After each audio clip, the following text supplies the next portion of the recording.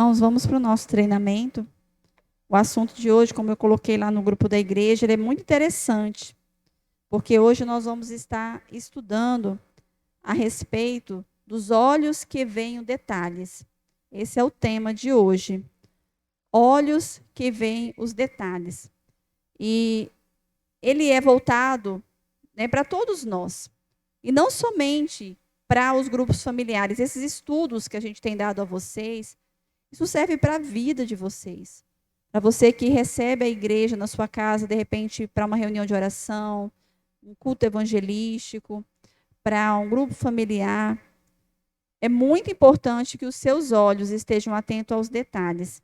Tanto os detalhes menores, que ele diz aqui, que seriam o lanche, né, a temperatura do ambiente da sua casa, como detalhes maiores, como o preparo com a oração, o preparo, até mesmo com o jejum, o preparo com os louvores, a preocupação de ter uma casa preparada para receber a igreja do Senhor.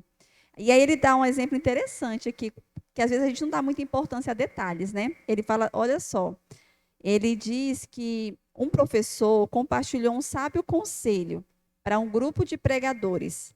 Olha o que ele falou, amor. No domingo de manhã, antes de subir ao púlpito sagrado para pregar a infalível palavra de Deus, diante de uma congregação que espera ansiosa para esse momento, assegure-se de que o zíper da sua calça não esteja aberto. Aí ele coloca aqui. Ele sabia que o ponto principal estaria perdido se um detalhe fosse deixado de lado. Então, né, o pregador ali se preparou, final de semana, às vezes até durante a semana, mas um detalhe tirou a atenção das pessoas que estavam ouvindo. Da importância, né, do detalhe. Então, detalhes importam. Detalhes importam para Deus e para as pessoas. Tanto é que no Velho Testamento, o templo, Deus deu detalhes a Moisés do que deveria ser feito. Os detalhes das cortinas, das cores, de tudo, porque detalhes importam. Isso, para o nosso grupo familiar, significa a gente ter cuidado em alguns pontos que eu vou tratar aqui com vocês. Primeiro, a atmosfera da sua casa. Aí ele cita aqui a questão dos odores da sua casa. Nós já estamos acostumados com os cheiros da nossa casa, mas é importante que a gente se atente. Caso eu tenha animal doméstico, criança que, de repente, né, fez ali uma necessidade e eu não me atentei em limpar, ou até mesmo o cheiro forte que eu coloco na minha casa, ou, de repente, um jantar que eu fiz, mas não fiquei atenta de deixar organizadas as coisas para receber a igreja. Roupas sujas fora do lugar, um banheiro limpo para receber as pessoas, com papel higiênico, sabonete, toalha. Aí ele pergunta, será que eu tenho me atentado a esses detalhes? É importante, irmãos, que a gente olhe, né, para a nossa casa, que nós vamos receber alguém ali. Será que as pessoas, de repente, têm alergia e eu coloquei ali, né, de repente, por exemplo, se eu for na casa de vocês e de repente você bateu um baygon por causa das muriçocas, né, dos bichos lá, você bateu ali um baygon. Irmãos, eu vou sair de lá e vou para o hospital, porque eu tenho muita alergia, a asma aciona. Então, assim, um detalhe, às vezes a pessoa está fazendo por bem, ou então um bom ar, né, para dar um cheiro. A gente tem que lembrar que são pessoas diferentes que estarão ali. Então, dentro das nossas possibilidades, preparar a nossa casa para sermos bons anfitriões, né, que cuidam dos detalhes da nossa casa. Não somente dos detalhes materiais, mas, como eu disse, do detalhe espiritual. Né, o local que vai acontecer a reunião, eu orar, preparar aquele lugar, cantar louvores naquele lugar, invocar o nome do Senhor naquele lugar. A temperatura é um detalhe, mas aqui fala muitas vezes, quando um grupo se reúne de muitas pessoas, pode ficar quente aquele ambiente, causando desconforto e agitação. Mas também a gente tem que ter cuidado, porque às vezes também, quando tem uma casa que tem central de ar, um exemplo, tá, irmãos? um grupo de mulheres, né? Às vezes a gente está num grupo menor, a pessoa quer fazer dentro de casa.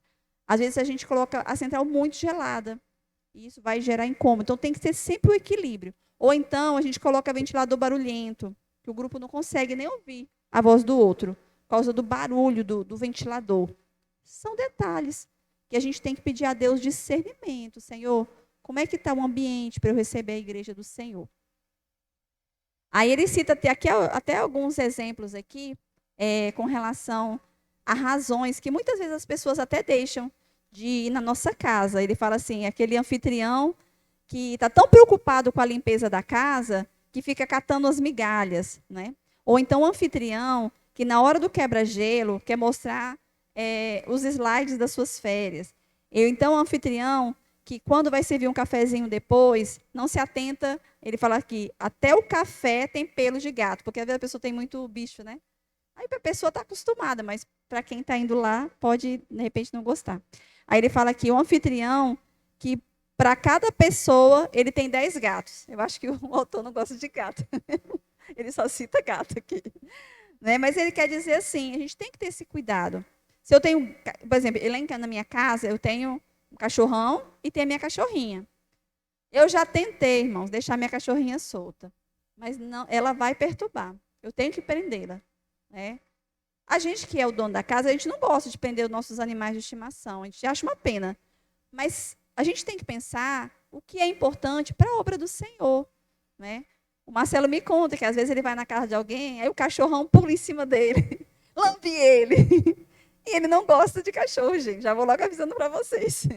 Ele respeita.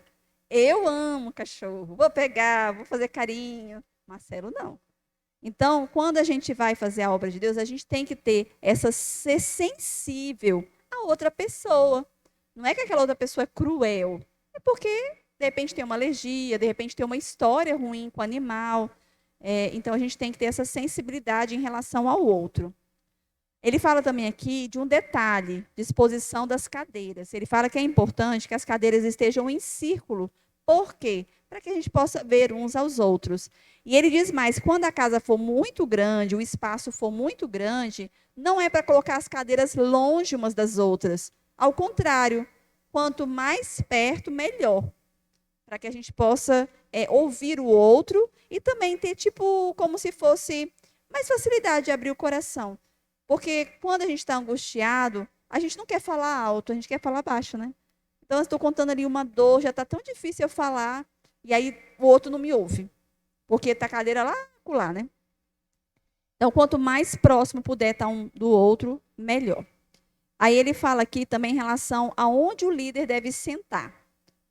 Isso é importante, né? Quem vai liderar, ou até mesmo, de repente, você não é o líder, mas é você que vai fazer a aplicação, a edificação. Ele fala assim, não sente para chamar a atenção, mas também não se esconda. Tem que ser um local onde as pessoas vão te ouvir. Também tem que ter esse equilíbrio. Ele fala aqui também com relação a pessoas que às vezes não querem abrir a sua casa porque ela não tem uma casa luxuosa, não tem uma casa grande. Ele fala que isso não deve ser motivo de obstáculo.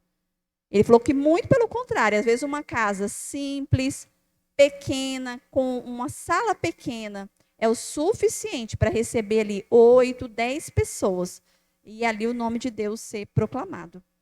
Ele fala que jamais isso aqui deve ser obstáculo, porque quanto mais juntinho, ainda melhor, ele fala aqui, né? Então, se a casa é pequena, melhor ainda, porque aí vai estar todo mundo juntinho, para poder ali aplicar a palavra e a igreja ser edificada. Ele fala também a respeito da iluminação. Acredito que vocês, de repente, nunca se preocuparam, né? Por que iluminação nós temos que ter cuidado? Para você poder ler a Bíblia. Como é que você vai ler a Bíblia se você não enxerga as coisas? Olha, você em casa, você já faz o teste. Pega lá, dá para ler. Se eu estou conseguindo, né? Então, você ter cuidado. E ele fala, também não coloca luz demais.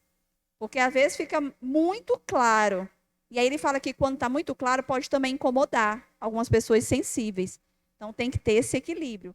Ele fala que o ambiente tem que ficar aconchegante. Nem escuro demais, nem claro demais. Ele fala também a respeito de materiais. Por exemplo, livrinhos de cânticos, ou folhinhas que você possa distribuir. Eu fui numa casa da Marlu, que foi folhas, né, Marlu? Ele falou assim, providencia, gasta. Ele colocou assim, se for necessário, gaste um dinheirinho, tire mais cópia, né, para que as pessoas possam ter acesso ao caderninho ou à folha de cânticos. Então, nós estamos hoje com dificuldade de fazer mais livretos, fica caro, não é barato. Se você tem livretos de cânticos na sua casa e não está usando, disponibiliza aqui, né, na secretaria. Nós tivemos aí, de repente, pessoas que fizeram cultos nas suas casas ou tiveram grupos nas suas casas, de repente não estão usando mais o livreto, traz aqui para a Luana, porque novos grupos abriram e temos novos grupos para abrir. Em breve vamos ter mais uma boa notícia de um grupo aí aberto, eu acredito que vai dar certo, não é? Reaberto, na verdade, né? Porque já era grupo, vai reabrir as suas portas. Outro ponto que ele fala aqui é a respeito do lanche, que o lanche jamais deve ser um obstáculo, mas que ele é importante. Ele fala que o momento do lanche é a oportunidade que todos têm de fazer perguntas uns aos outros, de aprofundar a comunhão e mesmo de poder tirar dúvidas, não é? Conhecermos uns aos outros. Então, o lanche, ele não é só encher a barriga, ele tem o seu valor, mas jamais o lanche deve ser uma competição, porque ele conta aqui um exemplo da igreja do pastor Davis Shaw, que ele teve que fazer uma regra onde o lanche sempre deveria ser simples e econômico, porque estava na igreja dele tendo uma disputa. A cada semana, a pessoa da escala do lanche queria levar um lanche melhor do que o anterior. E aí isso estava fazendo com que ficasse pesado para aquele grupo. Eu sempre ensinei aqui que seja um cafezinho preto, que seja um suquinho, que seja umas bolachinhas de água e sal, o que for possível aquele grupo, mas que tenha um momento ali, né, de comunhão, uma gelatina, o que for. Né? É a gente parar, ter criatividade e fazer. Né? Existem muitas possibilidades. Pipoca, né? Todo mundo gosta de pipoca, mas não deixar de servir alguma coisa. Um chá, né? Chá quente, chá gelado, porque é o momento da igreja bater um papo. E, por fim, com relação ao lanche, ele fala uma coisa aqui interessante. A gente, como liderança, ter uma sensibilidade em relação ao horário. O grupo, ele demora geralmente 1 hora, né? Entre quebra-gelo, louvor, edificação e evangelização. Dá 1 hora esse trajeto, esse trilho. O lanche deve ser no máximo de meia hora. E aí o anfitrião e o líder, né, tem que ter essa sintonia. Para quê? Para que o anfitrião não fique em boca. Porque, às vezes, as pessoas gostam tanto daquela comunhão que não quer ir embora, irmão. E o anfitrião tem mais o que fazer. Ele tem menino para botar para dormir, né? Tem casa para cachorro para poder botar comida, enfim. O anfitrião tem o que fazer. E aí o líder tem que ser aquele que arrebanha a multidão. Bora, meu povo, vamos embora, já deu, vamos. E, bom, né? Então, o anfitrião fechar as portas e fazer o que tem que ser feito. Dar ao janta, organizar a casa para o outro dia. Então, quem é o líder, ele tem que estar atento a essas coisas. Né? Como é que está essa dinâmica da casa. Eu e Marcela, uma vez, estávamos conversando com um anfitrião conhecido nosso, não é da nossa igreja, né? Mas ele tem um grupo familiar na casa dele. E ele estava contando para a gente que lá começa, que hora mesmo, amor? 7 horas, né? Que ele falou para a gente? O grupo familiar dele? 7, né? Se não me engano, 7, 8. E ia embora 11 horas. Começava 8. E o pessoal ia embora 11 horas. Meia-noite. Eu falei, meu Deus, meia-noite estou no terceiro sono. Não é? Na casa dele. Mas ele não estava contando isso com pesar. Que ele achava muito bom, porque batia papo. Só que ele tem 3 filhos pequenos, né? Ele estava achando ótimo. Só que a longo prazo, isso ia trazer um prejuízo. De repente, né, ia chegar uma hora que ele ia dizer para o pastor, eu não quero mais grupo na minha casa. Porque está dando problema. Então, o líder, ele já tem que identificar logo isso. Falou, anfitrião, eu sei que está bom, o papo está uma delícia, mas já deu, 1h30. Então, se o nosso grupo começa 8, 9h30 essa casa tem que estar fechada, com a luz apagada e tudo arrumado. Isso é outra coisa também que o líder tem que ter esse cuidado. Tem que ter a hora da arrumação, né? A hora da faxina. Lá nos adolescentes, eu pedi até para a Raquel botar na escala. Os adolescentes que vão receber, tem os adolescentes do portão, porque como lá em casa é distante, né? Onde eles se reúnem do portão. Aí tem o adolescente que fica com a escala do portão, que ele fica com o controle. É um compromisso, irmãos, é uma responsabilidade. Tem que chegar mais cedo, meia hora, para ficar no portão, né? Até a hora do grupo começar. E tem o grupo da faxina, que é na hora que terminou o grupo, passa com um saquinho de lixo, pega o descartável. Tem escala para isso, que é outra responsabilidade. Então, o líder tem que já colocar isso definido nas suas escalas. Quem é aquele que, de repente, não precisa, mas se for no meu caso que precisa, quem é que vai receber as pessoas? Lá em casa também eu lembro direitinho quando começou. Eu pedi a irmã Laliana, hora eu colocava a irmã Lúcia Leite, hora era de Laene, para poder receber as pessoas para mim, porque eu não dava conta de fazer tudo. Então, são detalhes, irmãos, se não tiver numa boa sintonia com os demais irmãos, com o líder, né? Principalmente o líder tem que ter essa sensibilidade junto com o anfitrião, aí acaba não ficando gostoso como tem que ser. Era esse ensino. Na terça-feira que vem, nós vamos falar a respeito de crianças, né? As crianças no grupo familiar. Tá bom? Vamos orar ao Senhor.